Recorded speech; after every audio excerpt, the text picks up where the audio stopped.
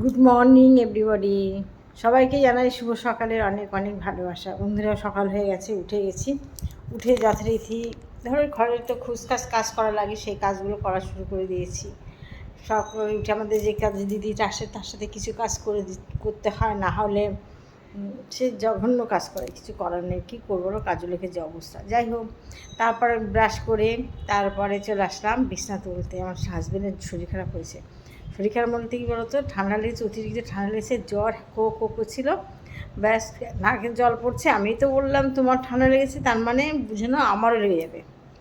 আমার কী বলতো, ঠান্ডা ভীষণ ধাস, মানে কারো যদি একবার ঠান্ডা লেগেছে তার সামনে কি দাঁড়ায়, ব্যাস সংসার অ্যাটাক করে নেবে আমাকে।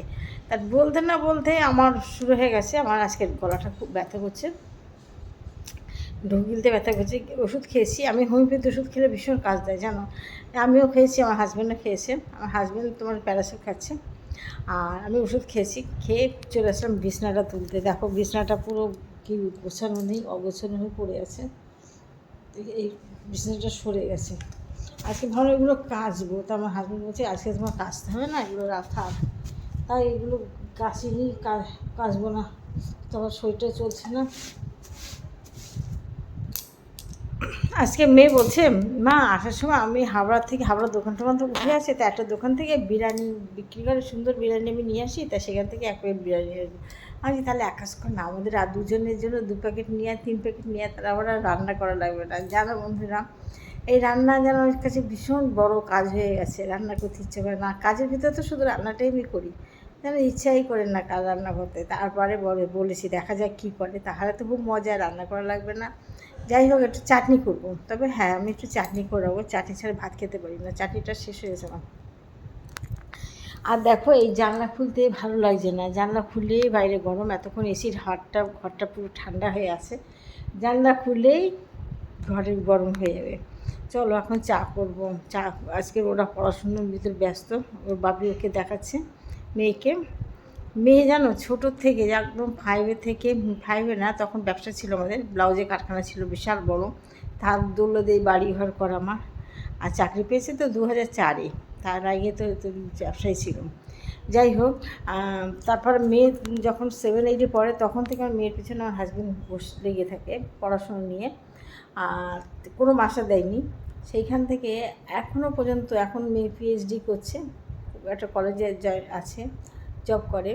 তবু মেয়েকে এখনও আমার হাজব্যান্ড দেখা, বাপি চলে আসো এটা দেখিয়ে দাও, বাপি চলে আসো ওটা দাও। আর সবথেকে বড়ো কথা, একটা গার্জিয়ান মানে বাচ্চার পিছনে না থাকলে, সেই মেয়ে, বাচ্চা ছেলে হোক মেয়ে হোক, সে কখনো ভালোভাবে দাঁড়াতে পারে না যেন। বাড়ি যদি অনেক বাচ্চা আছে নিজের ইচ্ছা হয়, তবু গার্জেনের কিছুটা লাগে, কিছুটা গার্জেনের দরকার আছে। তারপরে মেয়েকে নিয়ে সার্ভে চলে যাচ্ছে, এখন ওর কাজ পড়েছে, PhD কাজ পড়ে গেছে তোমার সুন্দরবন এলাকায়। তা সেখানে চলে যাচ্ছে, সেখানে চলে গেছে, প্রতিদিন সঙ্গে যাচ্ছে আমার হাজব্যান্ডের সঙ্গে, মেয়েকে নিয়ে চলে যাচ্ছে জানো।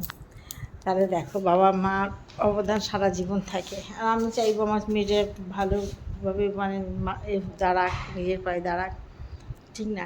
যাই হোক, এবার চা করতে বলছে, চা করো চা করো, চললাম চা করতে, চলো আমার সাথে চা খাবো। দেখো চা হয়ে গেছে, চা নিয়ে চলে এসেছি। কে কে চা খেতে চাইছে চলে আসো, এখনও যাই যে চা খাওনি তাড়াতাড়ি চলে আসো। আমার চা দেখো, চা একদম গরম, ধোয়া বেরোচ্ছে, দেখেছো? দেখো চা একদম ধোয়া বেরোচ্ছে। কে এটা আমার মেয়ে কাছে গ্লাসে খায়, কিন্তু এখন কাছে গ্লাস ভাঙতে ভাঙতে আর এখনও আছে, 6টা আছে, একটা বের করেছে, তা আমি কাছে গ্লাসে দিইনি, আমি ওটা মেয়েকে দিয়েছি। আর এইটা আমারটা, আমার একটা হাজব্যান্ডের একটা, 2-3 কাপ চা নিয়ে বসে এসেছি। আর এমনিতে এই বিস্কুটটা নিয়ে চলে এসেছি। ঠিক আছে বন্ধুরা, এখন আমি চা খাই, আর তোমাদের সাথে আমি গল্প করলাম। ভালো থেকো, একটা ভিডিওতে লাইক কমেন্ট করো। আর কি বলবো বলো, তোমাদের কাছে একটু ভালোবাসা দিও, আর কিছু চাই না। সবাই খুব ভালো থেকো, সুস্থ থেকো। টাটা, আজকের মতো টাটা।